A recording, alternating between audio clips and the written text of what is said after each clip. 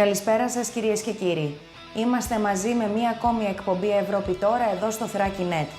Αυτή τη φορά η εκπομπή μας δεν θα ξεκινήσει ευχάριστα, καθώς συγκλονισμένη είναι η παγκόσμια κοινότητα τις τελευταίες ημέρες από το τυφλό τρομοκρατικό χτύπημα στις Βρυξέλλες. Το αεροδρόμιο της βελγικής πρωτεύουσας καθώς και το μετρό έγιναν στόχοι Ισλαμιστών του ISIS, σκορπώντας το θάνατο σε 34 ανθρώπους και τραυματίζοντας πάνω από 250. Σοκ έχει υποστεί η παγκόσμια κοινή γνώμη μετά τη νέα αιματηρή επίθεση στην καρδιά της Ευρώπης. Αυτή τη φορά οι τρομοκράτες του ISIS χτύπησαν το αεροδρόμιο Ζάβεντεμ των Βρυξελών και τον σταθμό του μετρό Μάλμπεκ, σκοτώνοντας 34 και τραυματίζοντας πάνω από 250 άτομα. Οι κάμερες του αεροδρομίου εντόπισαν 3 άνδρες, 2 μαυροφορεμένους και έναν με λευκά ρούχα και καπέλο.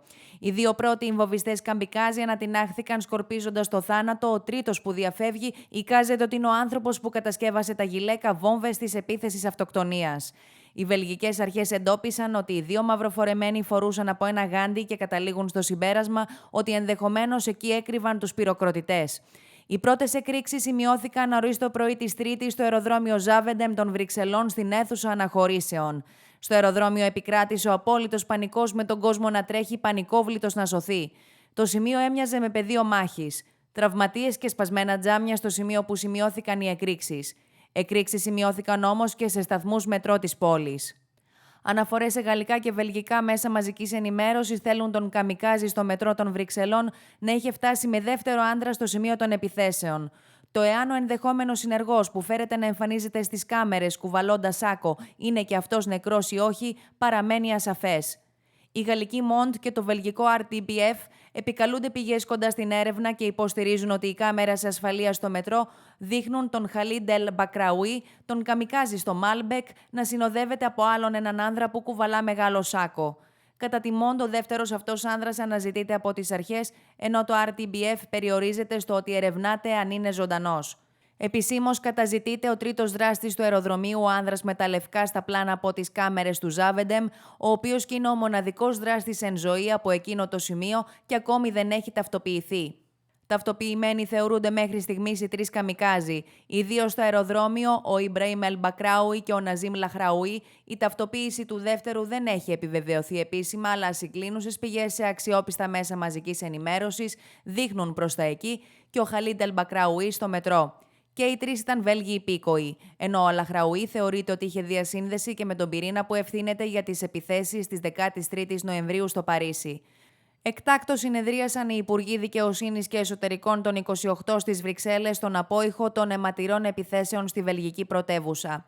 Η συνεδρίαση στοχεύει μεν στην επίδειξη αλληλεγγύης στο Βέλγιο, όμως εκ των πραγμάτων θα εξετάσει τα κενά που επέτρεψαν την τέλεση των επιθέσεων, καθώς οι επικρίσεις και τα ερωτηματικά είναι μεγάλα, όχι μόνο για την αποτελεσματικότητα των βελγικών μέτρων, αλλά και για το επίπεδο ευρωπαϊκής συνεργασίας. Η συνεδρίαση συγκλήθηκε με πρωτοβουλία της Ολλανδικής Προεδρίας. Ανάλογη έκτακτη συνεδρίαση είχε γίνει και μετά τις επιθέσεις στο Παρίσι. Από την πρώτη στιγμή τα τρομοκρατικά χτυπήματα στις Βρυξέλλες ήγηραν αμφιβολίες για την αποτελεσματικότητα των μέτρων συναγερμού.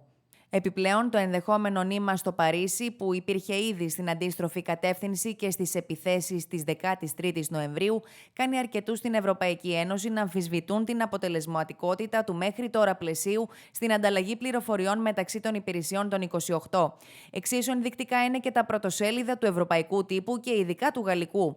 Ενώ την πρώτη ημέρα επικεντρώνονταν στις επιθέσεις, τη δεύτερη ημέρα στρέφονται στα μέτρα πρόληψης επιθέσεων. Τρομοκρατία. Μπορεί να προστατεύσει τον εαυτό της η Ευρώπη, ρωτά το πρωτοσέλιδο της Φιγκαρό. Μάχη κατά της τρομοκρατίας, αυτά που πρέπει να αλλάξουν τώρα, λέει το πρωτοσέλιδο της Παριζιέν. Οι ευρωβουλευτές καλούν την Κομισιόν σε δράση για την καταπολέμηση του ιού Ζίκα και για τα μελλοντικά σκάνδαλα με τα τρόφιμα. It'll be a colourful last week before the Easter break at the Parliament with visits from Palestine to Egypt and Ukraine. Welcome to the agenda. It's a platform between EU member states and their Eastern European partner countries. The 5th session of the Euronest Parliamentary Assembly kicks off on Monday. Participating countries include Ukraine, Armenia, Azerbaijan, Georgia and Moldova. Expect discussions across a wide range of issues from foreign affairs, democracy and health.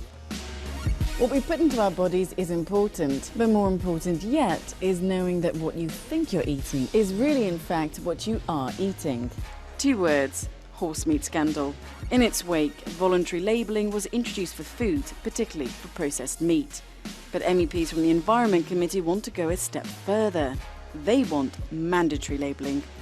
Can their political pressure work on the executive? Follow the vote on Tuesday. It causes babies to be born with underdeveloped brains. Health experts say that there is no chance the Zika virus could spread to Europe. But 7 isolated cases have been reported in Spain after women returning from Colombia were infected. In a move to preempt any future cases arising, especially as EU citizens travel over the summer, the European Commission has set aside €10 million for research into the disease. But is that enough to deal with the challenges the virus poses? MEPs are calling for a clearer strategy from the executive and will vote to move for a resolution on Tuesday. And now it's time for some news in brief. Euro area banks have continued to make progress. A public hearing with Danielle Nouy, the chair of the European Central Bank Supervisory Board at the Economic and Monetary Affairs Committee, who will present the second annual report on the single supervisory mechanism for banks. 2 Western Balkan countries on a different level, but on the same path. The Foreign Affairs Committee will vote on the 2015 progress reports for the potential membership of the EU for Albania and Bosnia-Herzegovina. In trying to get to Europe, they leave behind everything. One of the most basic needs on arrival is access to healthcare for refugees. Representatives of the Commission will discuss provisions with MEPs from the Environment Committee on Tuesday.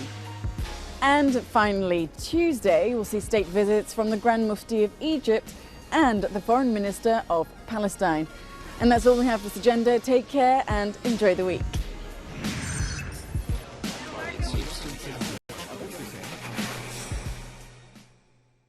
Μετά την οικονομική καταιγίδα διαγράφεται ένα καλύτερο μέλλον για τις τράπεζες της Ευρώπης. Μόνο που οι μέθοδοι μετάβασης από το παλαιό στο νέο σύστημα είναι ακόμη εύθραυστες. It'll be a colourful last week before the Easter break at the Parliament with visits from Palestine to Egypt and Ukraine. Welcome to the agenda. It's a platform between EU member states and their Eastern European partner countries. The 5th session of the Euronest Parliamentary Assembly kicks off on Monday. Participating countries include Ukraine, Armenia, Azerbaijan, Georgia and Moldova. Expect discussions across a wide range of issues from foreign affairs, democracy and health. What we put into our bodies is important, but more important yet is knowing that what you think you're eating is really in fact what you are eating. 2 words: horse meat scandal. In its wake, voluntary labelling was introduced for food, particularly for processed meat. But MEPs from the Environment Committee want to go a step further. They want mandatory labelling. Can their political pressure work on the executive? Follow the vote on Tuesday. It causes babies to be born with underdeveloped brains. Health experts say that there is no chance the Zika virus could spread to Europe. But 7 isolated cases have been reported in Spain after women returning from Colombia were infected. In a move to preempt any future cases arising, especially as EU citizens travel over the summer, the European Commission has set aside €10 million for research into the disease. But is that enough to deal with the challenges the virus poses? MEPs are calling for a clearer strategy from the executive and will vote to move for a resolution on Tuesday. And now it's time for some news in brief. Euro area banks have continued to make progress. A public hearing with Danielle Nouy, the chair of the European Central Bank Supervisory Board at the Economic and Monetary Affairs Committee, who will present the second annual report on the single supervisory mechanism for banks. 2 Western Balkan countries on a different level, but on the same path. The Foreign Affairs Committee will vote on the 2015 progress reports for the potential membership of the EU for Albania and Bosnia-Herzegovina. In trying to get to Europe, they leave behind everything.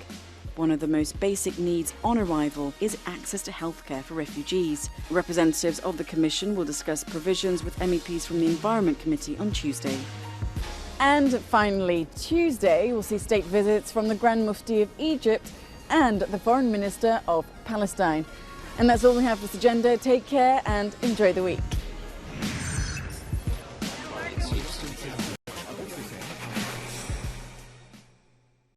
Το κείμενο της ασπίδας προστασίας για τη συμφωνία μεταξύ της Ευρωπαϊκής Ένωσης και των Ηνωμένων Πολιτειών Αμερικής εξετάζεται πολύ αυστηρά. Until October 2015, the so-called Safe Harbour Agreement was supposed to govern the privacy of EU citizens' data transferred to the US. But everything changed with him. Max Schrems wanted his data back from Facebook and successfully prompted the European Court of Justice to invalidate Safe Harbour. Max Schrems, hello and welcome. You effectively, let's say, kill off Safe Harbour. So how would you describe today my data? Is my data safe? What we see is different trends. A couple of companies are moving data back to Europe where it's not subject to US law, which obviously is typically the better choice. It really depends on the member state as well where it's at. There are cases where they implemented new limitations, for example, standard contractual clauses, which allow much less data usage in the commercial sector especially than Safe Harbour has done before. So there are some improvements. The problem is that we would need a replacement for all this. And the replacement that the Commission has proposed right now, called Privacy Shield, is basically Safe Harbour once again. Privacy Shield is the word today. It is supposed to replace Safe Harbour, which doesn't exist in theory anymore. Where are the weak points? Because you said it didn't change anything, it's the same again. Are we taken for fool? Or? Basically, yes. Unfortunately, that's the situation. We have two different main issues. The one side is government surveillance. Privacy Shield doesn't change anything on it. There is an ombudsman that you can address, but she's only going to tell you that everything is fine or not, but she's not going to tell you anything about your case. They're not even going to tell you if you were even subject to surveillance. The other issue is the commercial sector. So what, for example, Facebook or Google can do with the data internally. And there we have teeny tiny limitations, where as a lawyer you only need 2 lines in a privacy policy to override them anyways. So that's very interesting, as the court has requested essentially equivalent protection from the Privacy Shield. It doesn't give it in either one sector, not in mass surveillance, but also not in the private sector.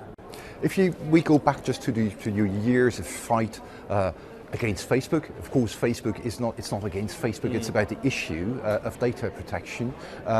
How do you see the future now? And in the long run, the big question is really in Europe, are we enforcing our right to privacy, or are we continuing to kind of put it and post it everywhere and say we're these great, privacy protectors, but in reality we're not doing anything about it, and that may change in 2 years when the data protection reform comes along. Mainly because we have no penalties. In Austria, the maximum penalty in my home country is 25,000 euros. So basically, if you ask a lawyer how to comply with the law, it's going to be much more expensive as a company than just breaking the law. And that's what we did for a long while, because privacy was more seen as like a consumer rights, it would be nice to have thing. But since the Lisbon Treaty, it's a fundamental right in the European Union, and we haven't really caught on to that so far. But okay, you studied in the US. To change it on the other side, the US would have to change something. If they want to change something, they have to change the Patriot Act. The EU will never have enough pressure to make them change the Patriot Act. That's a big question if you at least get certain limitations, because on the other hand, you got to see that the Silicon Valley is one of their biggest exports, basically. If they have the biggest market in the world, which is the European Union in the end, blocking them effectively because of all these surveillance laws, there would be a lot of pressure from the Silicon Valley and Washington saying, your surveillance laws are damaging our international business. And I think this would be the pressure point to use. Unfortunately, the Commission has basically given in before that. Let's go back to Facebook. What should I do to have my data safe on Facebook? It's a question where I don't have any answer to, because basically if you're not stupid online, which most people aren't, if they're not posting their naked pictures, you don't have a lot of possibilities to limit it. Basically, companies are trying to tell you you're in charge of it, but in fact you're not. Your friends are posting your data, colleagues of yours are uploading your phone number. You don't even have to be a member of Facebook that they have your data and have a profile on you. We call it shadow profile. So the idea of you as a person being able to change something substantially is, I think, wrong. I think we could possibly change something through legislation. The European Parliament has pushed a lot for the data protection reform, and I do see that this would actually be a substantial change. Really putting that on the individual user is something that I think is very unfair, because no one, not even tech experts that do that every day, really know what these devices do. How should the average guy on the street make this informed decision? But one more time, is the word data protection even possible today? Do you see this? It's about informational self-determination. It's about you being in charge, who knows something about you, who can use your information, and who is making money off your information.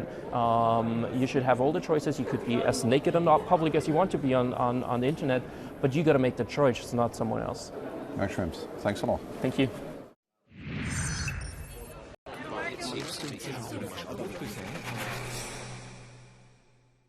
Στο σημείο αυτό θα κάνουμε ένα πολύ σύντομο διάλειμμα για διαφημίσεις. Σε λίγα λεπτά θα είμαστε και πάλι μαζί με το δεύτερο μέρος της εκπομπής Ευρώπη τώρα.